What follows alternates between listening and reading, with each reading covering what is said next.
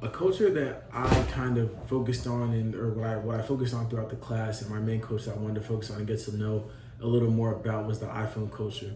I found it interesting because so many people have iPhones and I see them on literally a daily basis. Like everybody has an iPhone. It's crazy to see how many people really have them. And so that kind of made me wonder, like, maybe I should dive deeper on just elaborating on how they work and how people feel about them and stuff like that. So that's why I tried to focus on iPhone culture for the duration of this class and stuff like that. So that's why I focused my PowerPoint or this little final presentation on iPhone culture in general. So first, I would like to start with major iPhone assumptions. It actually takes 43 countries to make an iPhone work, which is a crazy statistic. That the parts and the things like the screen, all the chips and batteries, there's 43 different countries across the entire world that all have to come together in order to make this one device that everybody seems to have, which is very interesting to me. And then the next thing, I would like to list off 4 quotes or so and give my opinion on whether or not I agree with them personally or not. So the first quote is that the iPhone is a status symbol. It says the iPhone is a status symbol. I don't think that it is technically a status symbol, but I feel like there is a certain connotation or mindset that people have when they see somebody with an iPhone, that they might be upper class or have more money than the average person who doesn't say have an iPhone or a smartphone in general. The next quote is, quote, "The iPhone is a smartphone for dumb users," which I do not agree with that at all, because just because you have an iPhone does not mean that you are dumb. Obviously, there's successful people that have done crazy things with iPhones, like Cole Bennett, for example. I listed him in one of my papers. He's actually a music video director who's really well renowned, Lyrical Lemonade. He gets millions of views for every video. And he wanted to show people that you can make videos with an iPhone without having to have a crazy camera that are still going to be quality that millions of people will want to see. And so therefore that negates that quote already, that the iPhone is a smartphone for dumb users, because obviously he's not dumb and he's making a great amount of money using a simple iPhone as a tool to be creative and express his creativity. The next quote is that iPhone users are ignorant. I don't agree with that at all, because that's just an overgeneralization. Yes, there can be considered people that are ignorant that may own an iPhone, but also that goes for any phone. There could be Samsung users or BlackBerry users, or anybody can be ignorant. It doesn't matter the type of phone that you have. They just think that they're more pompous. Some people assume that people that have iPhones are more stuck up and pompous and conceited than others, which is not the case for everybody. I don't think so. So I don't agree with that one. The last quote is, "iPhone fans are easily paralyzed by choice." I somewhat do agree with that after some of the conversations that I've had and assessed, that the iPhone users are not going to stray away. Like a lot of them are really loyal and locked in, so they can't really choose to go, oh, like I might get a Samsung next year. Like they'll always want to get the newer iPhone, and that's what they upgrade to. So that was kind of interesting to assess as well. Next, iPhone norms.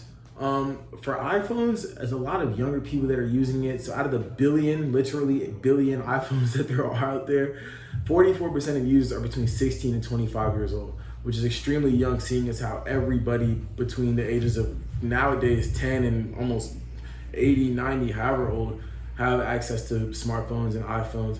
So seeing as how almost 50% of the users are between this 9-year period, shows the majority of the users are just younger, which is interesting, but also makes sense because younger people are on social media more active and more tech savvy than older people, obviously, in the older generations. So it makes sense as to why these younger kids and stuff like that are more of the iPhone users, and that's why it's more of a norm. The next norm is that it's normal for iPhone users to collaborate in various ways. The two most prevalent ones right now, social media and Zoom and apps like that. So Facebook, TikTok, YouTube, all those things are blowing up like crazy now.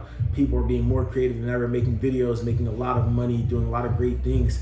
And Zoom, with COVID and everything that happened, that was one of the biggest collaborative tools for people to be able to work together on and go and have projects and stuff like that, teaching classes through Zoom. All that is capable with an iPhone, and that's why I feel like it's also a norm. And that ties into my next norm, which is data sharing. Data sharing is extremely common among iPhone users, and it's really prevalent now. There's ways to airdrop. You can send a picture from one phone to another within seconds, which is crazy to me, watching how iPhones can work that way. It's really amazing to see the technology and the Bluetooth that goes into all that. It's really beautiful to see, honestly. And the last norm for iPhone users is that users have more money than the world average. The world average, like obviously the world overall, is very poor. But the people that have iPhones for the most part are between middle and upper class because they can afford not only the phone, but to make payments on the phone to actually make it work every single month. So that's a norm that most iPhone users are not like well off, but they're more stable than the world average. Verbal communication tactics that the iPhone is helpful for is regular phone calling, obviously just making a phone call back and forth. That's verbal communication. An exclusive feature of the iPhone is FaceTime, which a lot of the users really like, which is like a video calling where you can see the person and you can see them talking to you, and it's not just hearing their voice, you can actually see them and they can set themselves up how I have myself set up right here and do things like that through FaceTime, and then you can talk to each other like that. That's another verbal communication.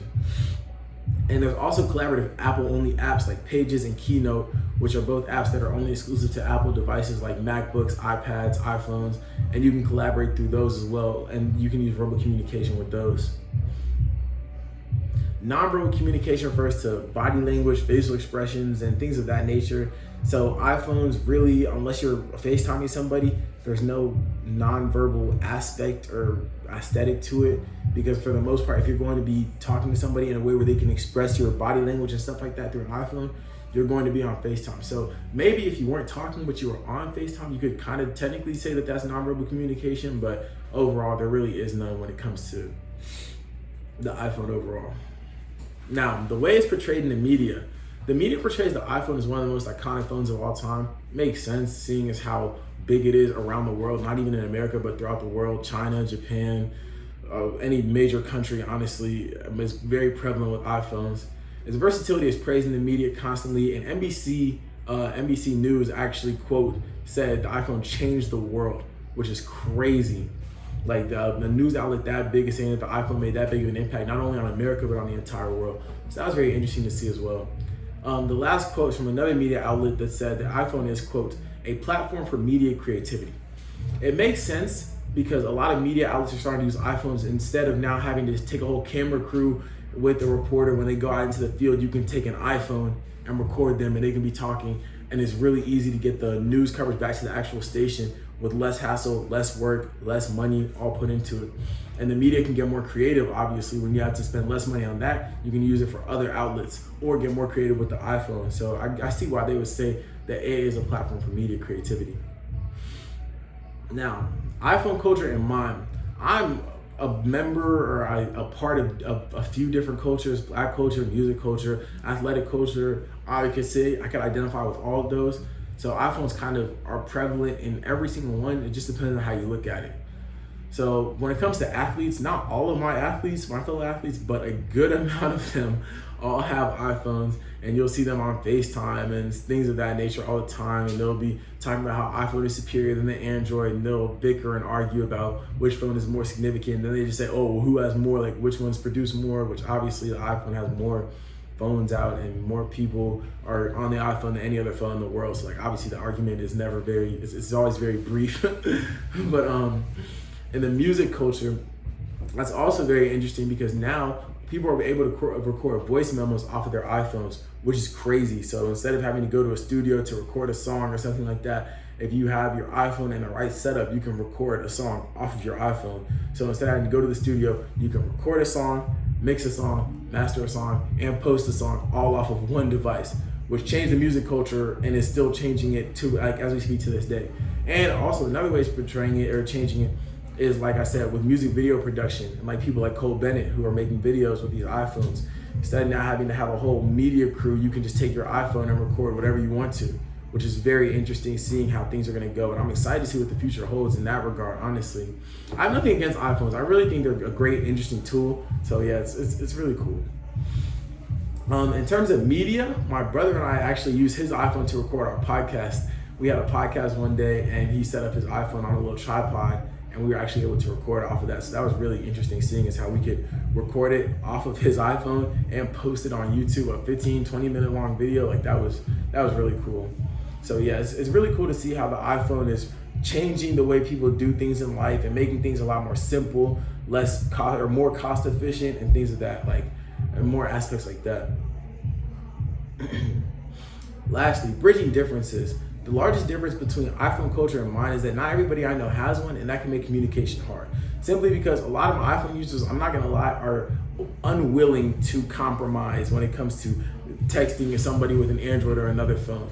A capability of the iPhones is if they're texting iPhone to iPhone, the message appears blue. Whenever they're texting anyone that doesn't have an iPhone, the message appears green.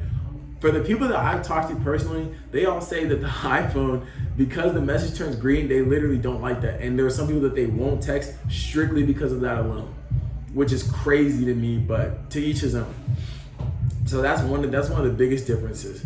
And most people's justification for not getting an iPhone is that they don't want to conform. Like on the contrary to that, most people are like, oh, I don't want to get an iPhone because everybody has an iPhone. I want to be different. I want to be different.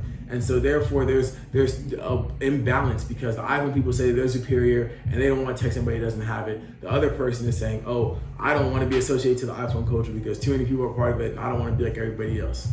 I feel like the best way to bridge the differences between iPhone users and non-iPhone users is for them to just be more accepting of one another and find various ways to collaborate without disagreements about the device they're using. It makes perfect sense. Just because somebody has an iPhone does not mean they're superior. Just because somebody has an Android or another friend does not mean that they're inferior. They can both collaborate and coexist together. So I don't understand why people cannot come together in that sense. And I feel like that's the biggest thing holding the world back right now in terms of smartphones. Just the fact that people want to say the one's better than the other and that, oh, this one's better, so everybody has to use this one, everybody has to use that one. But I feel like once that difference is bridged, things are going to get even crazier when it comes to collaborations and the world just coming together to make more progress in technology.